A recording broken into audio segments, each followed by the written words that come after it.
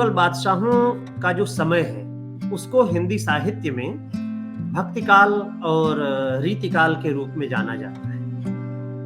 भक्तिकाल और रीतिकाल का पूरा जो दौर है इसमें दो भाषाएं खास तौर पर कविता की दुनिया में इस्तेमाल हो रही हैं। एक तो अवधी और दूसरी ब्रज। यह पूरे मुगल साम्राज्य के दौरान जो सांस्कृतिक हलचल है, जो साहित्यिक हलचल है, उसको समझने और उसको पकड़ने के लिहाज से बहुत महत्वपूर्ण है। नमस्कार, मैं हूं अवधेश और नई धारा समीक्षा के इस अंक में आपका बहुत बहुत स्वागत है। आज हम जिस किताब की चर्चा आपके साथ करने जा रहे हैं वो किताब है मुगल बादशाहों की हिंदी कविता। इसका संकलन और संपादन प्रोफेसर मैनेजर पांडे ने किया है।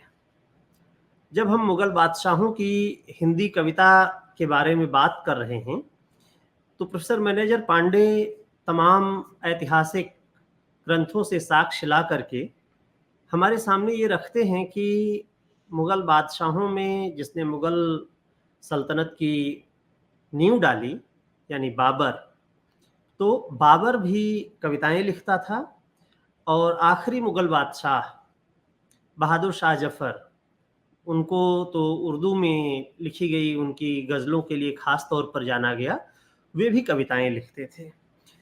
तो और इस बीच में जो इतना लंबा शासन रहा, मुगल साम्राज्य इतने लंबे समय तक रहा, तो सारे ही मुगल बादशाह, शहजादे और शहजादियां कविता लिखते थे।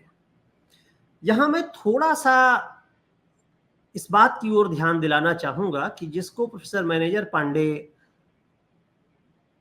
हिंदी कविता कह रहे हैं, दरअसल वह मुगल बादशाहों की हिंदी कविता कहने की जगह अगर उसे मुगल बादशाहों की ब्रज कविता कहा जाए तो वो ज़्यादा उचित होगा, ज़्यादा सटीक होगा, क्योंकि मुगल बादशाहों का जो समय है उसको हिंदी साहित्य में भक्तिकाल और रीतिकाल के रूप में जाना जाता है। भक्तिकाल और रीतिकाल का पूरा जो दौर है इसमें दो भाषाएं खास तौर पर कविता की दुनिया में इस्तेमाल हो रही हैं। एक तो अवधी और दूसरी ब्रज। ज़्यादातर मुगल बादशाह फारसी में थोड़ी बहुत दखल रखने के अलावा अपने साम्राज्य की जो रियाया है, जो जनता है, उसके साथ संवाद करने के लिए ब्रज भाषा का इस्तेमाल किया करते थे और उनकी कविता, मतलब बहुत सारी कविताएं ऐसी हैं उनकी जो ब्रज भाषा में हैं।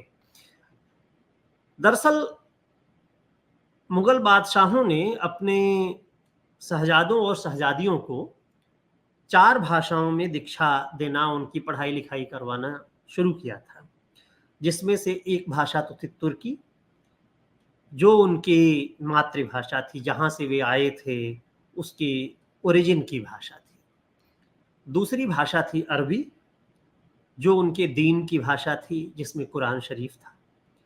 तीसरी भाषा थी जिसमें वे सांस्कृतिक तौर पर दाखिल होना चाहते थे, वो क्लासिक भाषा थी फारसी। फारसी उनकी मातृभाषा नहीं थी, वो ईरान की भाषा थी, लेकिन ईरान अपनी सांस्कृतिक दुनिया में इतना आगे बढ़ा हुआ था कि उसकी भाषा सीखना, उसमें कामकाज करना, ये मुगलों के लिए फख्र की बात थी। और चौथी भाषा जो लोगों के साथ संवाद की भाषा थी वो थी ब्रज भाषा।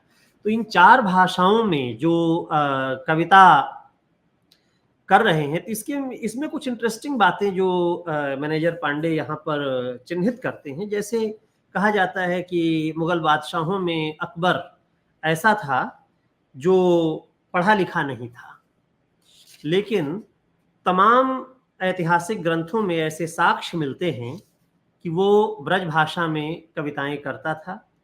और अकबर सिर्फ ब्रज भाषा में एक स्वयं कविता नहीं करता था, बल्कि उसने बहुत सारे कवियों को जो ब्रज भाषा में कविता करते थे, जो दोहे लिख रहे थे, सवैया लिख रहे थे, कृष्ण की भक्ति कर रहे थे, ऐसे तमाम कवियों को अकबर ने अपने दरबार में आश्रय दिया हुआ था, प्रश्रय दिया हुआ था, उनका संरक्षण करता था। तो मैं आप लोगों को एक छोटा-सा उदाहरण जो अकबर की कविता का यहाँ पर संकलित है, वो सुना रहा हूँ और इससे आप समझेंगे कि अकबर की कविता किस तरह से एक भारतीय परंपरा की कविता है। जैसे ये कविता है कि अश्वपति, गजपति, नरपति, भुवपति, चकतावली चकतारण, दरिद्रहारण दिनमणि सूरज शशि उरगन, भुजबल भीम डर तेरी, त्रास दान समकाल कालीकरण, राज साजा के तुव समान इंद्र, भंडारी कुबेर आयो तुव शरण, अपबल बली अचल चलो, जलाल दीन अकबर शाह जोलों, तो नाम मधु अधरण। तो ये जो कविता है इसमें आप देखेंगे जिस तरह के प्रतीक आ रहे हैं, जिसमें कुबेर भी जो है वो किसी के पास जा रहे हैं, अपना कुबेर को माना जाता है संपदा का देवता, धन का देवता, तो वो भी किसी के पास संपदा मांगने के लिए जाते हैं। ऐसे दरिद्रहारण, दिनमणि और सूर्य के समान जो व्यक्ति हैं, उनकी प्रशंसा, उनकी आराधना एक तरह से यहाँ पर अकबर करते हुए दिखाई पड़ते हैं। इसके अलावा अकबर के बाद के और अकबर के पहले के जिन बादशाहों के बारे में बात की जाती है, उनमें हुमायूं एक ऐसा था जो लगातार अपने साम्राज्य को पाने और साम्राज्य को बचाए रखने के लिए लड़ता रहा। उसके पास बहुत कम समय था, लेकिन हुमायूं की भी कुछ कविताएं हिंदी की मिलती हैं। जिस कवि के बारे में कहा जाता, जिस बादशाह के बारे में कहा जाता है कि वो सबसे ज्यादा क्रूर था, सबसे ज्यादा कट्टर था, औरंगजेब। औरंगजेब की भी कविताएं मिलती हैं। औरंगजेब के बारे में कहा जाता है कि उसको अपने दरबार में ऐसे कवियों की कविताएं खास तौर पर पसंद थीं जो आध्यात्मिकता का रुख किए हुए होती थीं।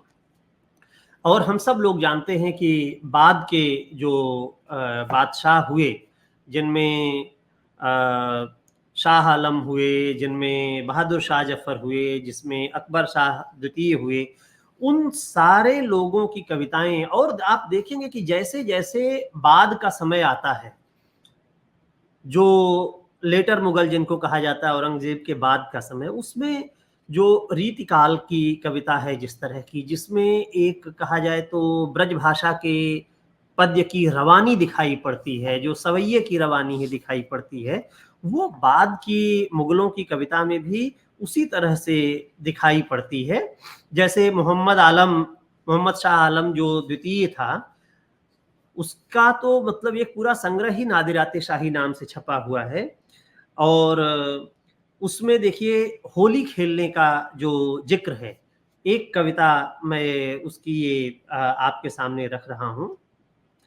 होरी खेलत सरक सरक जात सारी, बार बार संवारत सुघर नारी, नाचत प्यारी शुभ सवारी, बाजत तारी घुंघरू की झनकारी, खेल मचारी सर्व बिसारी, कहूँ कहारी आनंदकारी छवि न्यारी, एके छोरत पिचकारी, एके नवलासी नारी, फगवा मांगत दे दे गारी।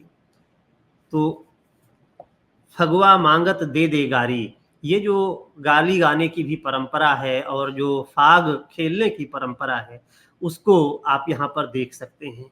तो इसी तरह से सारे ही मुगल बादशाहों की कविताओं का न सिर्फ ये संकलन है, बल्कि इसमें जो उन्होंने प्रोफेसर मैनेजर पांडे ने इसकी जो भूमिका लिखी है, वो भूमिका अपने आप में बहुत महत्वपूर्ण है। यह पूरे मुगल साम्राज्य के दौरान जो सांस्कृतिक हलचल है, जो साहित्यिक हलचल है, उसको समझने और उसको उन्हें पकड़ने के लिहाज से बहुत महत्वपूर्ण है। अगर आपकी दिलचस्पी इस तरह की कविताओं में है, तो ये पुस्तक जो मुगल बादशाहों की हिंदी कविता है, या जिसे आप कह सकते हैं मुगल बादशाहों की ब्रज कविता, ये पुस्तक आप सबके लिए है। आप लोग इस किताब को देखें और पढ़ें। बहुत बहुत धन्यवाद।